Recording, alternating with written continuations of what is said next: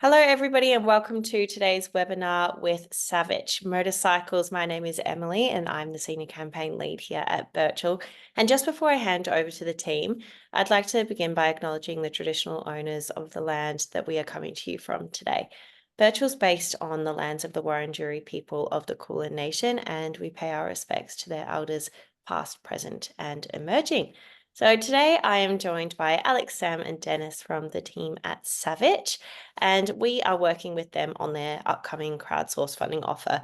A few of you might be a little bit unfamiliar with what crowdsource funding is, or you might know it as equity crowdfunding, but essentially it's a relatively new form of fundraising in Australia that started in 2018, and it allows startups and small businesses to raise capital from a number of smaller or retail investors, as well as wholesale and sophisticated investors through an online platform such as Birchal. So instead of seeking funding from traditional sources such as banks or venture capitalists, companies can turn to the general public, and often that's their communities, to raise money in exchange for equity in their business. Birchal Financial Services will be the licensed intermediary for the offer, and I just want to remind everybody who is watching that the information and discussion in this webinar today is for informational purposes only and should not be considered as advice or a recommendation to invest. So please do your own research and always consider the general CSF risk warning and offer document before investing. If you do need any more information, you can just head to birchal.com and you can reach out to us if you've got any questions. Now, how today's session is going to run, Dennis is going to take us through a presentation which will be approximately 15 to 20 minutes, all about Savic, where they've come from and what they're looking to achieve with their raise, and then we'll switch to a Q&A session.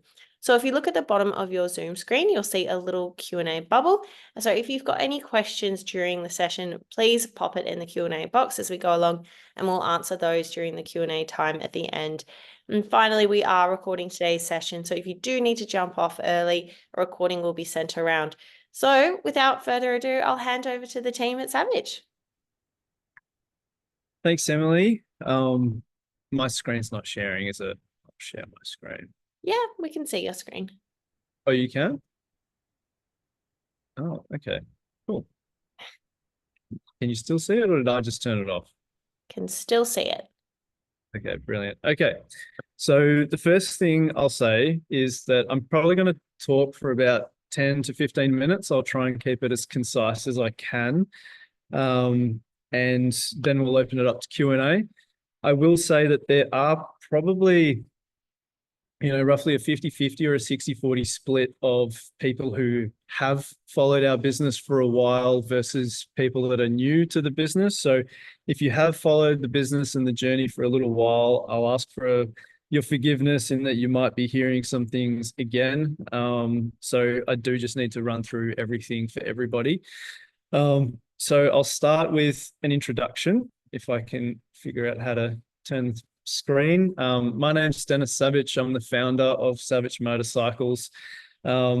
Basically, my academic background is I've got a bachelor in mechanical engineering, an MBA in corporate finance, and I'm a graduate of the Australian Institute of Company Directors. This is a business that I've wanted to build for a long, long time. I've wanted to build an automotive business since I was 14, and specifically a motorcycle business since my university days when I started concepting the idea. We'll run through the journey of the business a little bit later, but that's me in a nutshell. And, I am just one person, and even though it is my name on the bike and the company and I'm the founder, it does take a lot of people to actually make this a reality. And I can't go through, unfortunately, who everybody is and what they do. We'd be here for too long. But I will say that I'm incredibly proud of what we've built. It is an amazing product, and we'll talk about that in a second. But I'm equally proud of the team that we're doing it with. They're just an amazing, competent, passionate group of people, and it really is just awesome to work with everybody every day. So yeah, huge shout out to the team. There's just obviously a few of them in this photo. So to do with the products, the first product we're bringing to market is called the C Series. C stands for Cafe Racer. It's a particular style of motorcycle. and it originated back in the UK in the 80s, if I'm not mistaken, 70s, 80s. And basically we've taken that concept or that aesthetic and we've tried to modernize it, creating kind of like a retro mod type design. In terms of the specifications, 0 to 100 in 3.5 seconds, a range combined city and freeway of about 200 kilometers, charge time of about 5.5 hours if you're at a 15 amp plug, about 8 to 9 hours if you're just from a standard wall outlet like a GPO. Torque at the motor, 200 Newton meters, peak power of 60 kilowatts. It is basically a really fun machine. In terms of features, 95% of the vehicle is more or less developed by us in-house. So everything you can see here, aside from the brakes and the mirrors, are done by us. So rims, axles, nuts, the battery pack, the motor, the electronics inside, the bodywork, and even the suspension, we actually decided to develop ourselves, which has actually been really, really beneficial from a handling and handling performance perspective. In terms of what it's like to ride, because I'm the founder, people think that I'm really biased towards our product, and it couldn't be further from the truth. I'm actually quite critical of what we do every day, and I have to try and keep that in check. Otherwise, we'd never commercialize. But we really do have an awesome product. And last week, or the week before, we had a customer test ride that, and I'll run through what they said about it in a minute. That slide's not on here. Bear with me. That seems slightly out of order. Forgive me, guys. Here we go. Slightly unprofessional, but that's okay. So the first customer took on for a ride last week or the week before, and this is what he had to say about it. Customer number one, Mr. Neil Fuster, he supported our journey since 2016. I'll talk about the journey in a little bit, but it's been a hugely emotional experience for all of us, and he was more or less, it exceeded all of his expectations, and he obviously had pretty high expectations. So it was just a really, really great day for everybody, and he loved the products. That was awesome. There's 3 key problems that we see our business solving. The first is around tech innovation. And so it's our understanding that there is a lot of technology available today that is not making its way into the market. And there's a lot of economic reasons for that. It's automotive industry is very, very cost sensitive.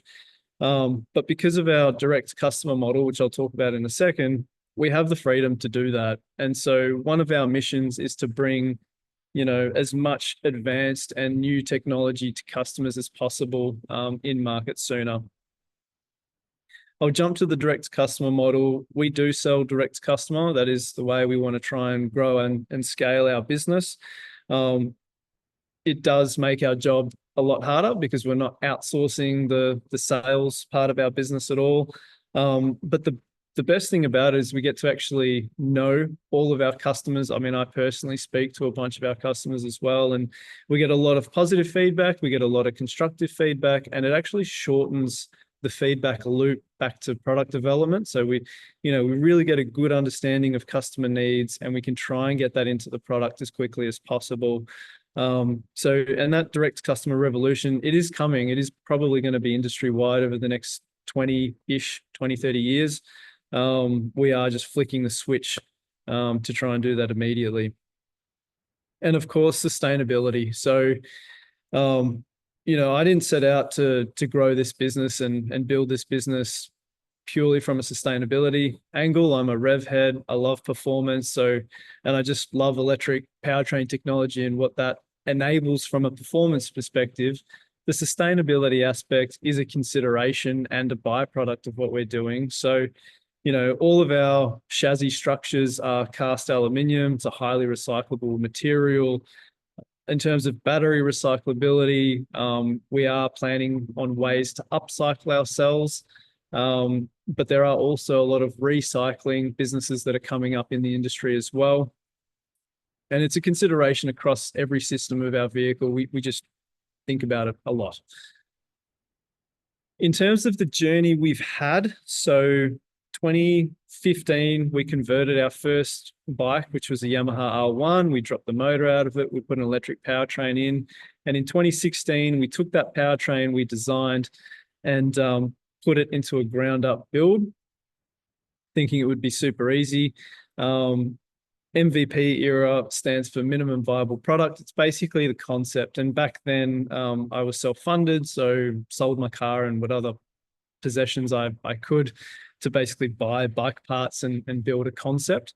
From there, we raised a little bit of money from friends and family and moved into our prototyping era, we're calling it now. So from 2018 to 2020, we built a concept vehicle that we launched in 2018. We rode that around Melbourne, and that's when we really noticed and realized we would actually have to become powertrain engineers as well if we wanted to build the product we wanted to bring to market. So we built our first ground up powertrain in 2019. We iterated that through 2020. And in 2020, we built a vehicle that really resembled for the first time what the SM1 platform would truly be. So that was a monumental milestone, of course. And then we moved into the ADR and compliance period. Now, this says ADR compliance and refinements. In reality, we did redesign almost the whole vehicle 3 times over in that phase. But what that enabled us to do is to get to a point where we'd done all of our ABS development with Bosch Australia. We were able to get our ADR compliance, so get the vehicle fully complied. And once we did that, we kicked off production tooling as well. And 2023 was basically refining all of the production tooling challenges that we had. It's the first time ever we had, produced anything using a casting process. And so quality control was a big learning curve for us, working with our suppliers and building that relationship. But we also had a lot of testing we needed to do once we had a production design built. Then we also were able to do our top speed testing, our thermal testing, our durability testing. So we were able to do all of the testing, develop the suspension, and get a production ready vehicle finished. And then this year, we have started building our first ever production vehicle. So again, huge milestone over the last couple of months. It's a very exciting time. And over the last 12 months, again, we developed our own suspension. And so the gentleman in that photo is Jed Metcher. Big shout out to him. He's an Australian superbike rider, helped us tune and develop our suspension, transform the bike. Amazing, amazing guy. We have set up our Melbourne showroom. Again, the top speed thermal and durability testing was done, and our Savic Motorcycles Riders app was developed. And so we're super excited to launch that imminently. And over the next 12 months, our focus is just production. And that's the whole purpose behind this raise, is to generate working capital, to buy parts, set up a factory, consistently get bikes out the door, optimize the assembly process, and so on and so forth. So we do have 240, roughly speaking. We'll finalize that before the offer document goes out. Pre-orders on the books. For us, that's about 12 months worth of production.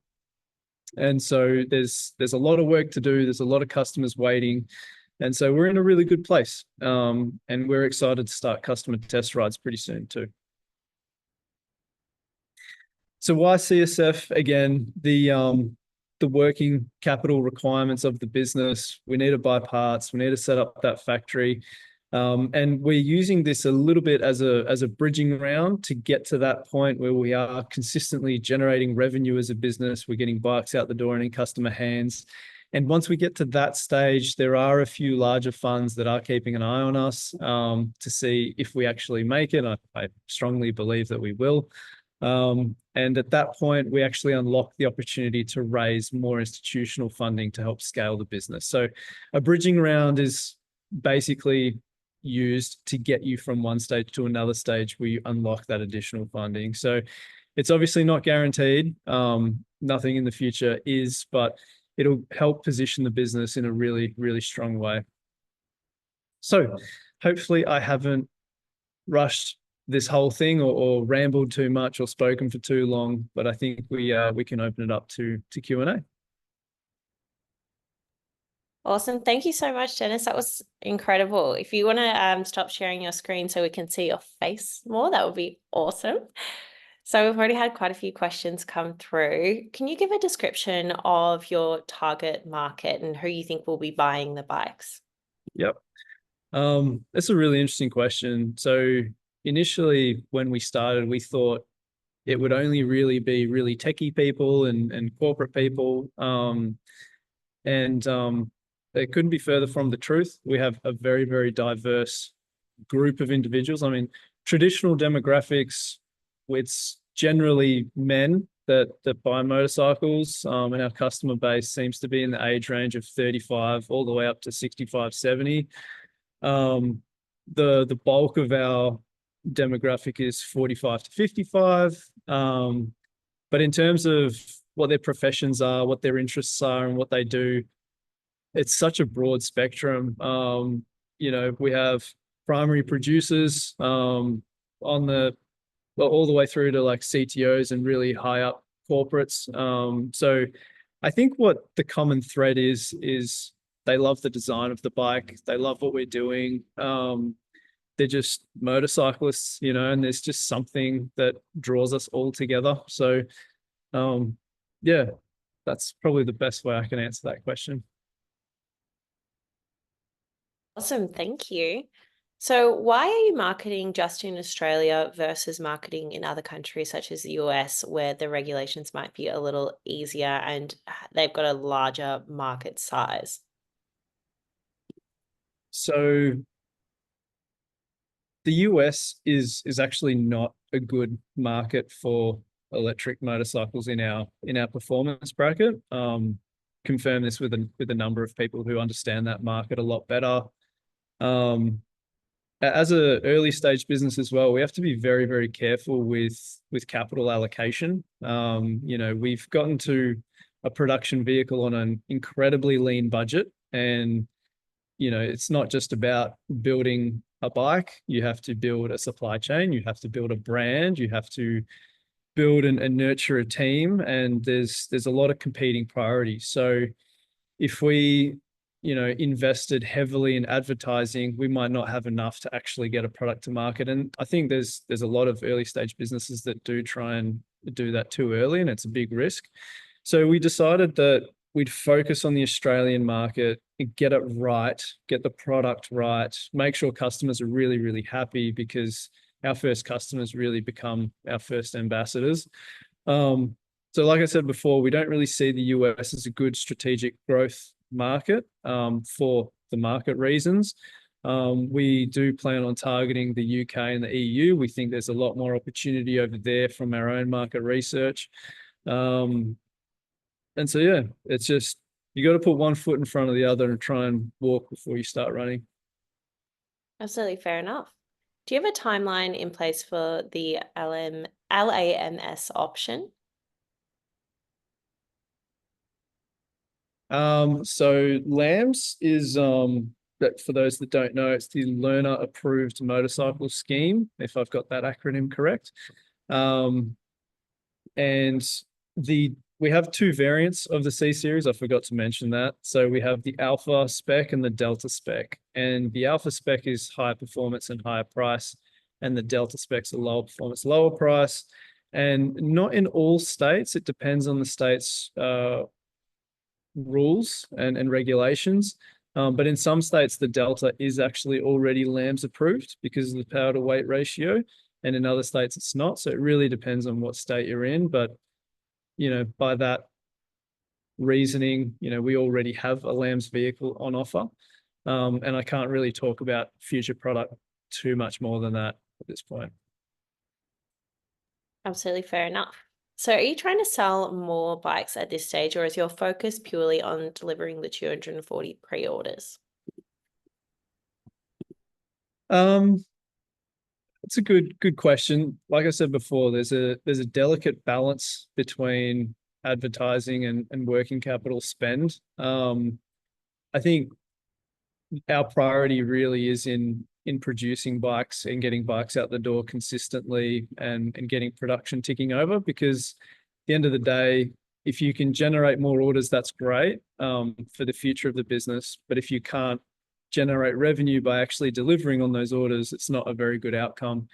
So I'd say our top priority is production and getting bikes out the door. And I think more orders will trickle in once customer test rides really kick off and people experience the bike, and the guys that take delivery of the bike, guys and girls that take delivery of the bike, let their friends ride it and what have you.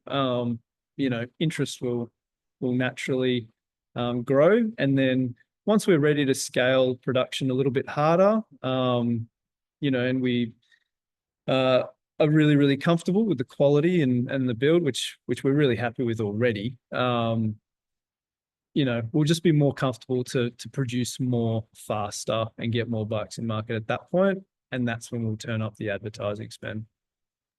Awesome, thank you. So other than motorcycle sales, parts and maintenance, do you have any other revenue streams? Motorbike sales, parts and maintenance. Yes, we will have software subscriptions available to customers. So all of our bikes are connected via 4G. There's a SIM card in the bike.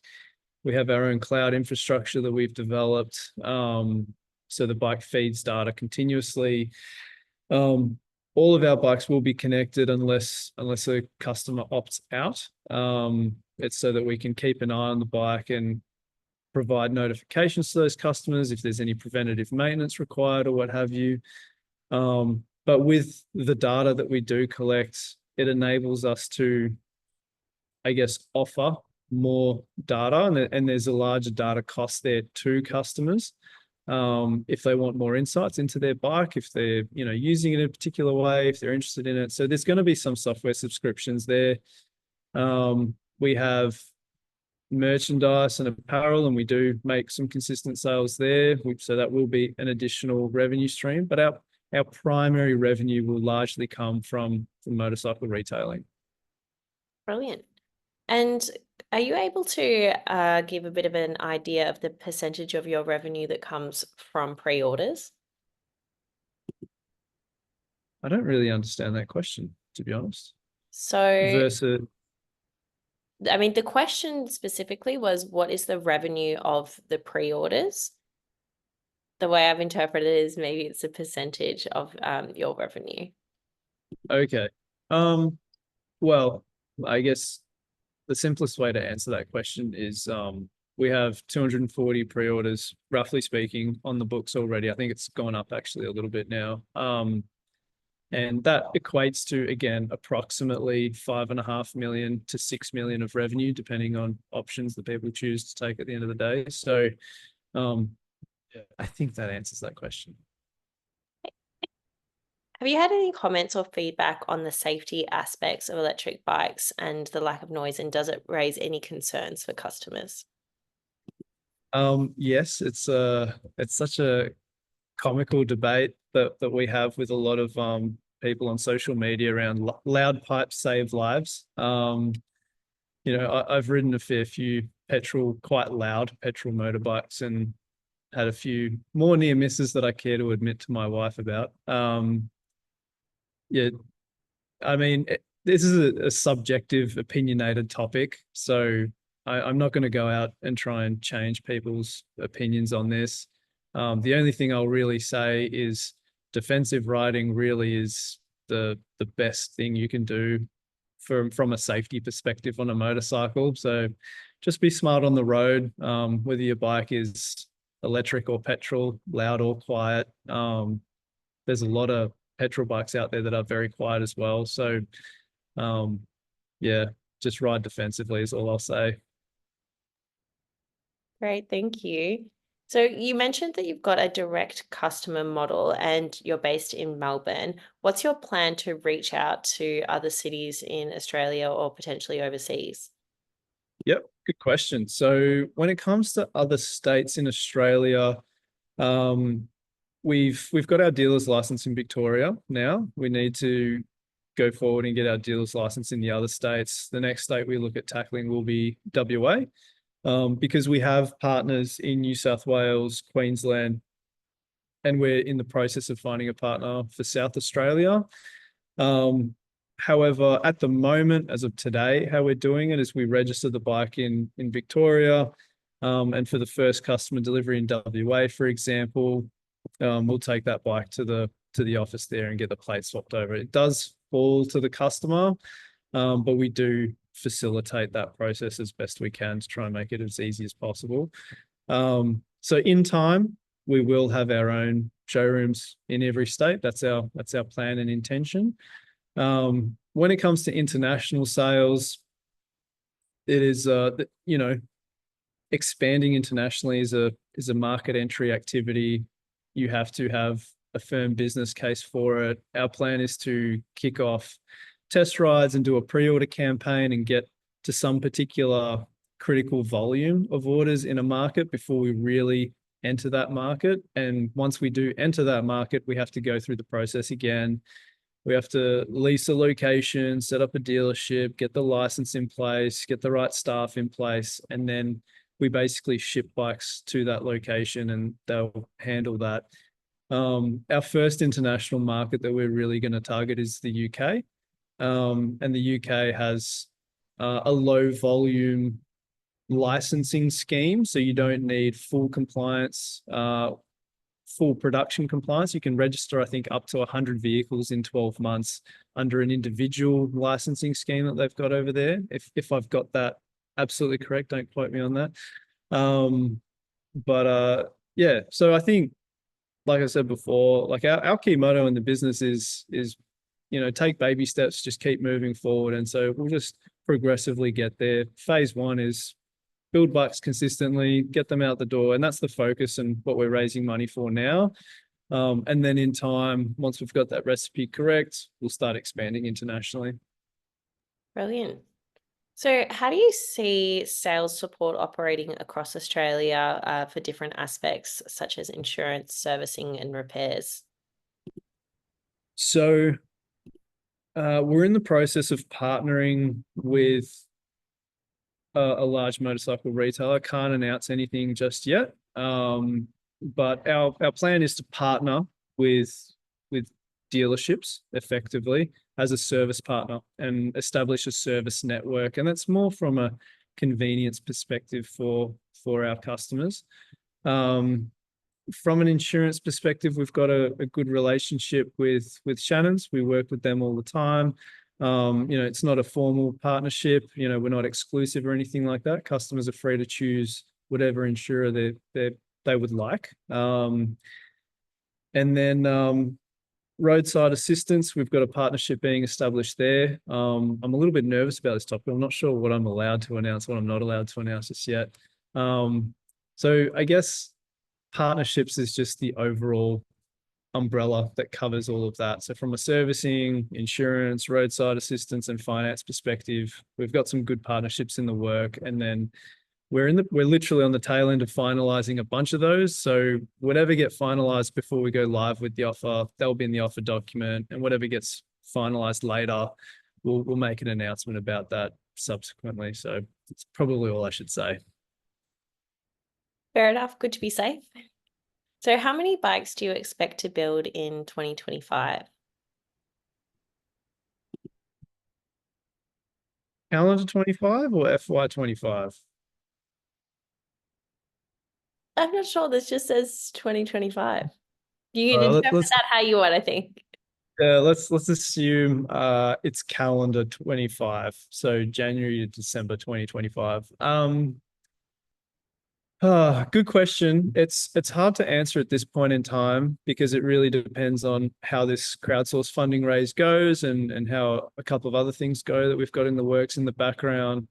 What I will say is that we would like to get our production time down to one bike per technician per day by the end of this year.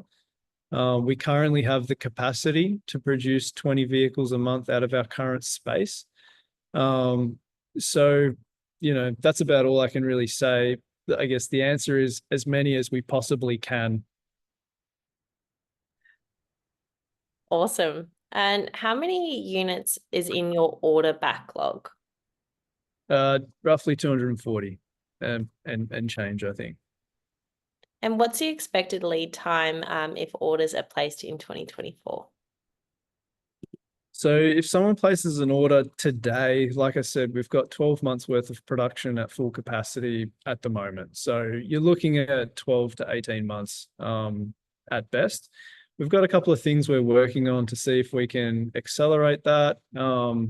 But again, there's a delicate balance between producing too quickly too soon. It does add risk to the business. And so the last thing we want to do is try and produce too many in a month and then realize there was actually a small change we had to make, and then we've got to potentially recall or just update everything. And so we're in a pretty good place in terms of building consistently and repeatably, but we want to start with building one a week and then two a week and then increase that incrementally. So I guess the short answer is, as of today, 12 to 18 months. And then in the future, we want to try and get that down to about 3 months lead time. Oh, sorry, couldn't find my mute button. So what are your milestones coming up for further growth that you need to achieve? Well, like I said, just production. I think from an investor perspective and from a potential fund investment perspective, revenue is a big criteria for the next tier of investors. So generating 3 to 5 million worth of revenue in a 12-month period is generally a benchmark for a lot of funds, like kind of smaller private equity funds out there. And that roughly equates to producing and delivering 200 to 250 vehicles. So that's really the core target that we've set internally. But yeah, and there's a lot of milestones that lead up to that as well, obviously. Absolutely. So with the cost of production locally in Australia being quite high, have you considered other locations for your production? We have. We've looked at all the standard ones. Like we've looked at China, we've looked at Thailand, we've looked at Malaysia.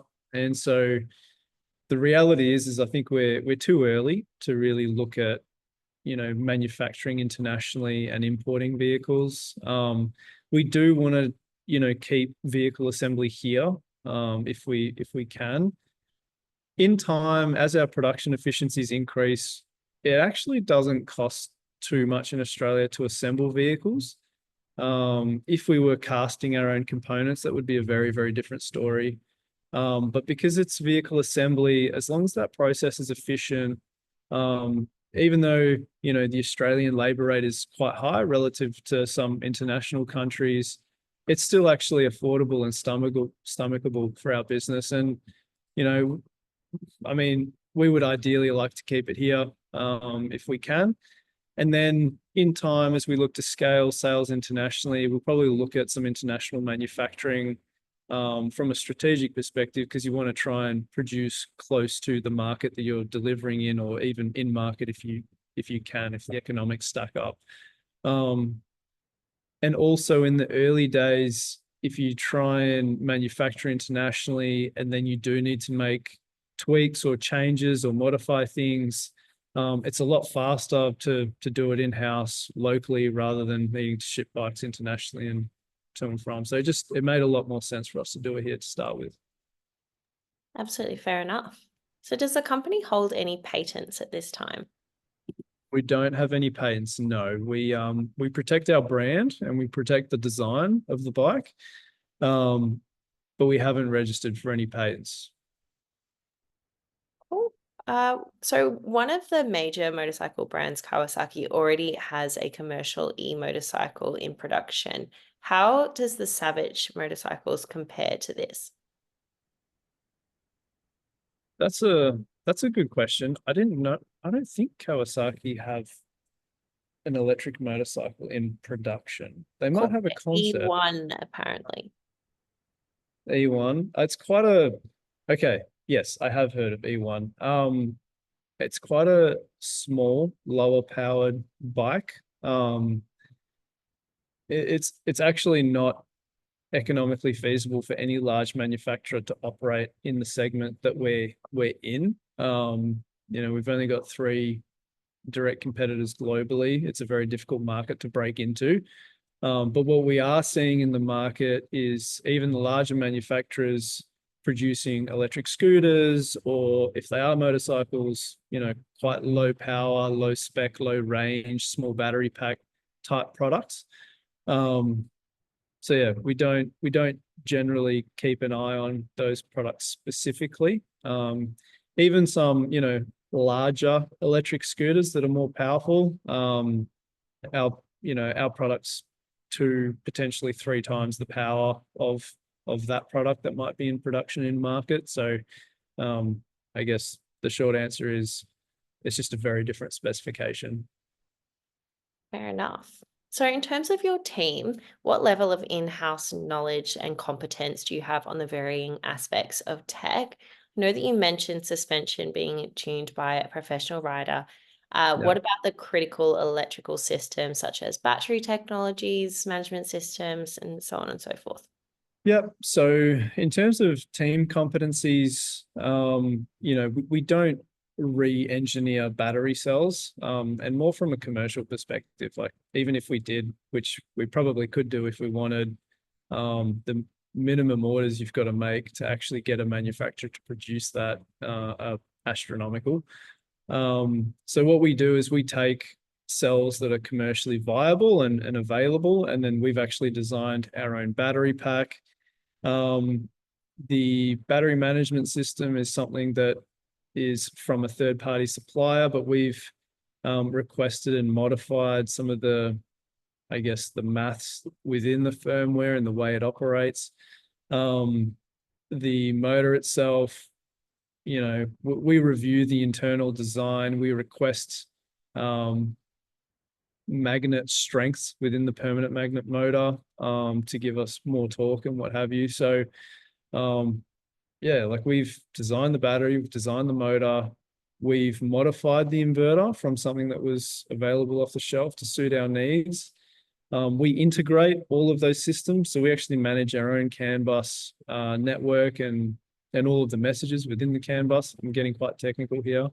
All of the vehicle control unit software is done by us in-house. All of the instrument cluster software is done by us in-house. All of the cloud software was actually built ground up by the team. So, from a software perspective, I think that's really where some of our secret sauce is, because it's quite easy to go to a manufacturer and buy this part, buy that part. But to integrate them all is really difficult. And when I say it's easy to buy this part and that part, it's actually not easy to buy what we've got in our bike because very few manufacturers actually produce it. So we've had to modify a lot of stuff working with those suppliers, and we've had to pay for that. So yeah, I think in terms of core competencies, I mean, we've got obviously Ali and Sam, who are just a kick-ass marketing team. We've got some awesome engineers from a chassis perspective, from a motorcycle dynamics perspective, from a suspension perspective, powertrain design and architecture. And then we've got a few guys managing the supply chain that do an outstanding job. And so that's kind of like the core team and competencies, I suppose. Hopefully I've answered that question satisfactorily. Brilliant, thank you. Can you give a little bit of an overview of your competitors in this space? So, like I said before, there's 3 to 4 competitors globally that operate within our market, or our market segment or niche. So there's Zero Motorcycles, there's Livewire, which is a Harley spin-off. There's Energica, which is an Italian-based company. And then Verge are recently one that have started expanding. And I've seen some media around that. And so they're kind of like the core competitors that we have. It is still very much a white space emerging market. 3 out of the 4 of us, or 5 of us, 4 out of the 5 of us are new entrants into the motorcycling space. And so, yeah, it's very much an interesting time. Awesome. And what's your production target per annum, or is it based on demand? Um, okay, so there's a couple of ways I can answer that. Long term, where we would like to get is, to 50 to 60,000 units a year. That's long term. It's going to take a couple of stages to get to that number. The end goal for stage one is to get to 3 to 5,000 units per year of production. And the way in which we kind of measure production in, today and for the next couple of years is going to be on a daily, weekly, monthly basis. And so, yeah, that's basically where we want to get to over the next, 3 to 5 years is 3 to 5,000 units a year. Huge, absolutely huge. So how will the Well, tax be serviced though? If there's going to be so many, you'll have to expand the yeah. Well, actually, so I think this is something that's not really well understood, by the general population. It's just how big this industry is. Honda produced 20 million units a year, and there's probably 6 other brands that are in the tens of millions, globally speaking, of course. So even for manufacturers that are producing 150,000, 60 to 150,000, they're actually considered relatively low volume and premium and niche type producers. So 3 to 5,000 is nothing really when you compare it to the other manufacturers.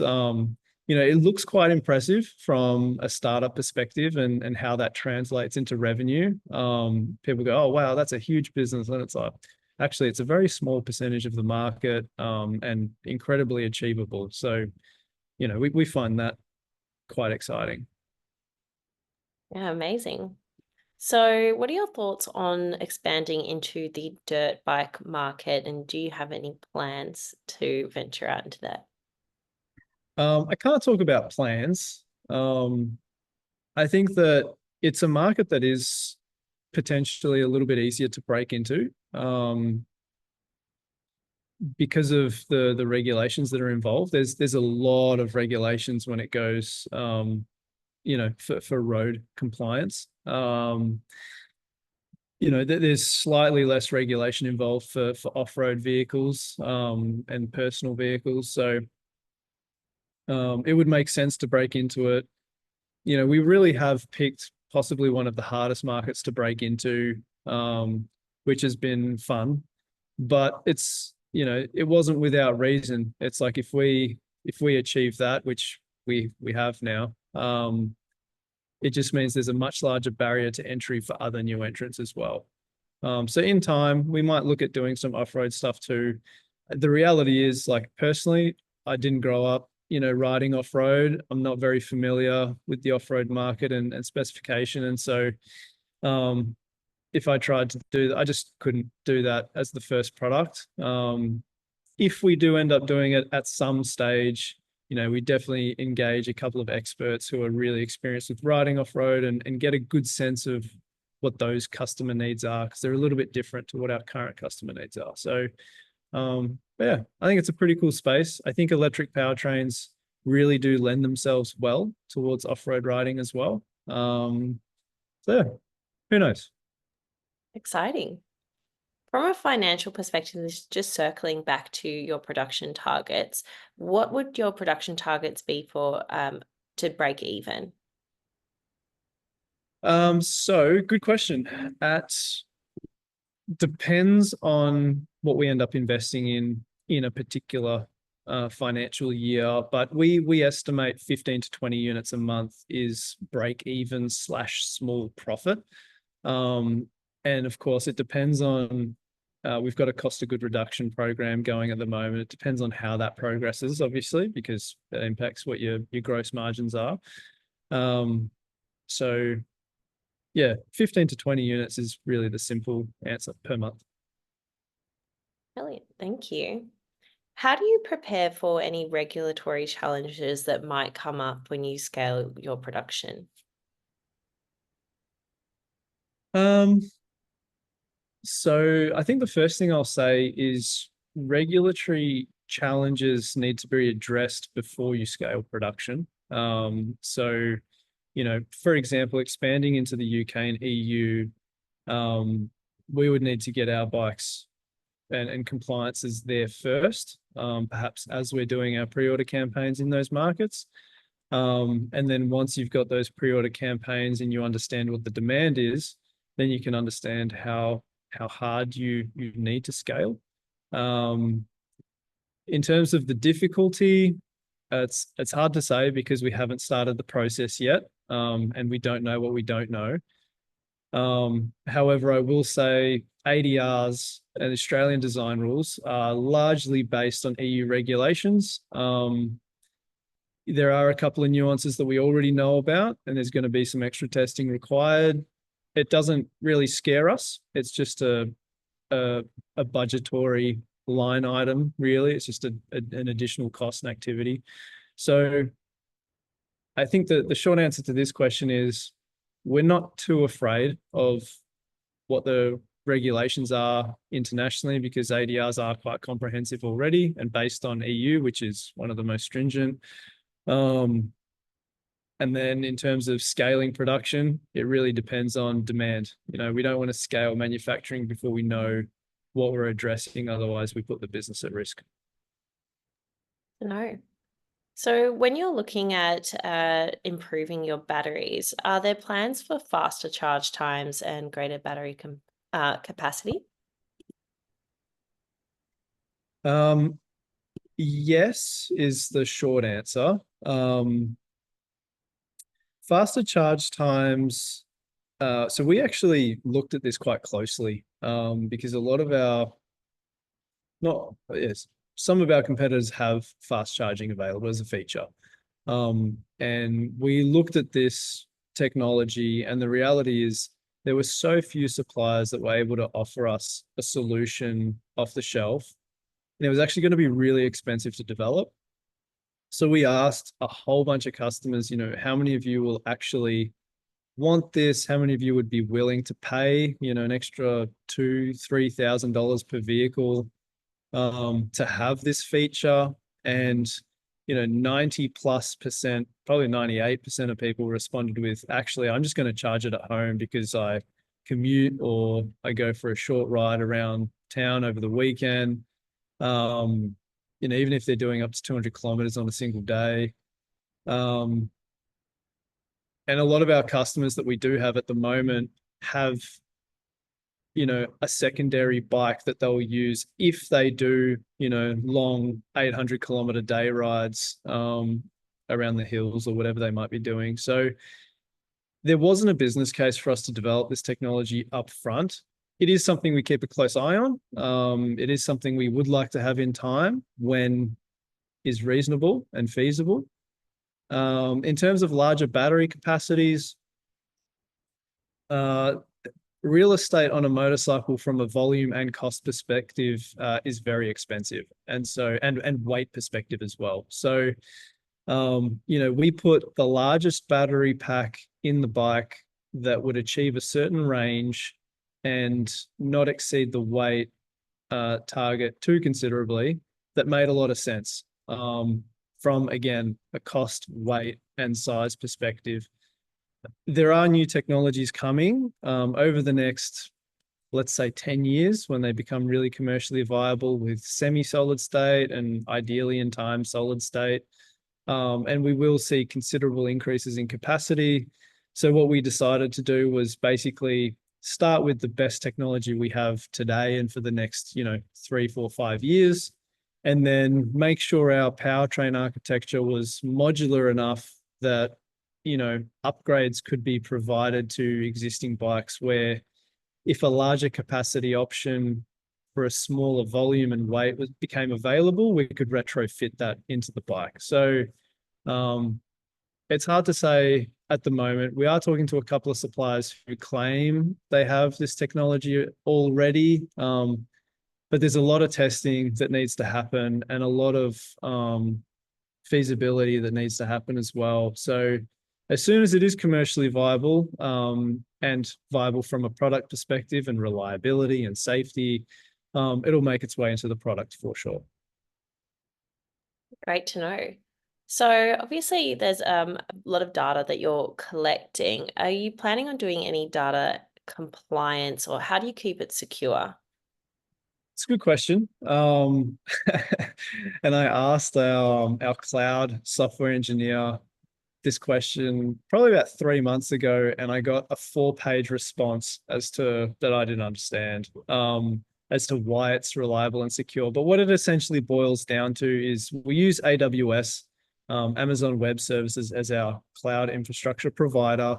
And they basically have an entire suite of services around data security, connectivity security, and a lot of software jargon that is I'm still learning. That's why I'm so fortunate to have people on the team that are a lot smarter than I am, especially when it comes to this stuff. So yeah, if there's a specific question around data security and how that all works, more than happy to get an email about it, and I'll actually get one of our specialists to respond to it properly.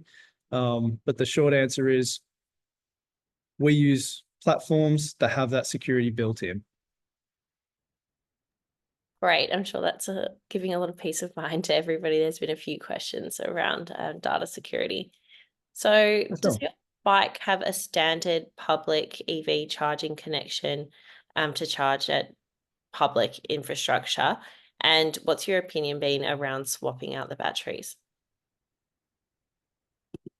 So yes, we have a Type 2 connector on the bike, which is more or less the standard plug for here in Australia. And the bike uses a standard charging protocol. So, you can plug into chargers that are commonly available that have a Type 2 connector on them. The max charge rate's 3.3 kilowatts at the moment. So again, with an empty alpha size battery pack, which is 16.2 kilowatt hours, 16.3, you'll see a charge time of about 5 hours. So normally you'll get a bit of a top up if you plug in for a couple of hours. In terms of what was the second part of that question? Charge connector type and swapping out batteries. Swapping. So this depends on, I think this person might be referring to hot swapping batteries, where you can just roll up somewhere, pull your battery pack out, swap it for something that's already charged and plug it back in and go. We did look at this early on. It is technology that is available. There's a couple of different angles here. So our battery pack weighs 98 kilos just in battery pack. So it's a bit of heavy lifting to swap that battery pack out as a single unit, especially. But even if you break that unit down into modules, you're still looking at about 30 kilos a module. So practically, it's not feasible. Having hot swappable connections and battery management systems and what have you adds additional complexity and risk into the product as well. And then on top of that, there's studies that have been done which actually find in Western markets, people like to make a purchase of an electric vehicle and maintain that, and they have peace of mind that they know their battery has been maintained the way they like it maintained. I think this case really works well in a utility aspect. So kind of lower powered scooters. We're already seeing this come up in Eastern markets with companies like Gogoro that have, a stunning looking scooter and hot swapping stations.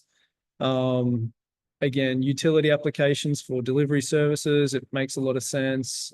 Makes a lot of sense for people who want to carry their, battery up to an apartment where they can charge it if they don't have charging infrastructure downstairs. So we looked at it quite closely. We assessed it. The application doesn't make sense for our particular market niche. But if we ever look at doing a lower powered option, it's definitely a serious consideration. So while we're on the topic of batteries, what is the current life cycle of the batteries, and what would it look like to have to reclaim the materials for the battery cells? Okay, good question. So we'll do some really, really basic maths to kind of help answer this. So if a bike does 200 kilometers on a charge, to use round numbers, um, the way you determine what the life of a battery cell is they actually do a lot of testing. And what they find is that, and what they do is they take a cell, they put it in a chamber, they discharge it and they charge it, and they measure the voltage and a bunch of other parameters around it. And what a lot of data shows, and something that we look at quite, is really important consideration when selecting a cell for a product, is what the usable capacity of that cell is over the life of that cell. And with our particular cells, there is a decreasing capacity over, I think, 1,000 cycles of a cell, and it decreases from 100 to 80%, which is really standard for lithium iron phosphate and lithium ion NMC type cells. And then it generally stays at around 80% capacity, and they actually stop testing at 5,000 cycles. So what is a cycle? A cycle is a single charge and a single discharge. So, if our vehicle can do 200 kilometers on a single charge, and you're discharging and then you charge it, that's one cycle. So after 1,000 cycles, in theory, is 200,000 kilometers of riding, you get to 80%. That's not a bad outcome, but that's, of course, lab-based testing. Real world's a little bit different. Has the bike been looked after? Has it not been looked after? And what have you? And this is part of the reason why data connectivity is so important, is because we can actually see cell voltages across all the modules and keep an eye on them. And that way, if we notice something's potentially going wrong, or a customer hasn't plugged their bike in to charge or what have you, we can actually notify them, call them and say, hey, really advise you to plug in the bike. You've left it off charge. You went out for a ride, you rode 150 kilometers, and then you parked it for a month. That's not a really great way to treat an electric vehicle in general.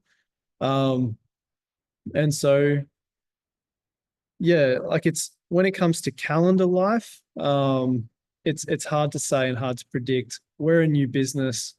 We haven't had a bike, riding around on the road for 10 years to say, we've done this for 10 years. We know what the life of the battery is going to be. So it's difficult to say. We say the life of the bike effectively because, 200,000 kilometers isn't unheard of on a motorcycle, but that's normally cross-country type rides and touring type bikes. But a lot of bikes that you see on the market, they might have 20,000 kilometers is considered a lot. 40,000 kilometers is considered a lot when you're buying a secondhand motorcycle, for example. So in theory, the life of the bike. And then when it comes to recyclability, I mean, we kind of touched on this in the presentation, but there's a lot of recycling companies that are coming up. It's kind of on the customer to decide it. Let's say they buy one secondhand and the battery pack's at 80% capacity because it's been used quite consistently. It's up to that customer whether they want to upgrade or replace that battery pack. We do have a provision in our warranty for battery capacity over a certain period of time. But yeah, that's basically all I think that's the best answer I can give on that. No, thank you. That was really thorough. We're running out of time, so I think we can just do one last question. I think we're probably going to have to run a second webinar considering there's so many questions that we haven't been able to get to. But can you give a bit of an overview of your current team and staffing structure? Yep, sure. So very, very lean organization, which I think is important for any early stage business. We have 9 full-time staff. We have about 15 to 20 or so people that we consider in our organization but they might be either contractors or sweat equity type employees, if you will. So they might have full-time jobs elsewhere and they have a skill that we need but don't need full-time. It makes a lot of sense. And they also really want to contribute to what we're doing. So those kinds of people really fall well into that category of sweat equity. So I'd say the entire team size is about 30 odd people, and there's 9 people working around the clock. Yeah, wow. Pretty amazing for an early stage startup. So congratulations. I will finish it up here, but that being said, because we do have so many outstanding questions, we will organize a second webinar so that we can get through a few more of the questions. So keep your eyes peeled. We'll let everybody know when that is. We'll also send around a recording of the webinar. So if you did miss anything and would like to go back through, you are most welcome. I just want to thank everybody from the Savic team for their time today, and also everybody who's attended the webinar and asked so many interesting questions. It's really obvious that we've got a group of very passionate people who are following along. Thanks so much, Emily. Thanks everybody for dialing in. Thanks so much. We'll talk soon.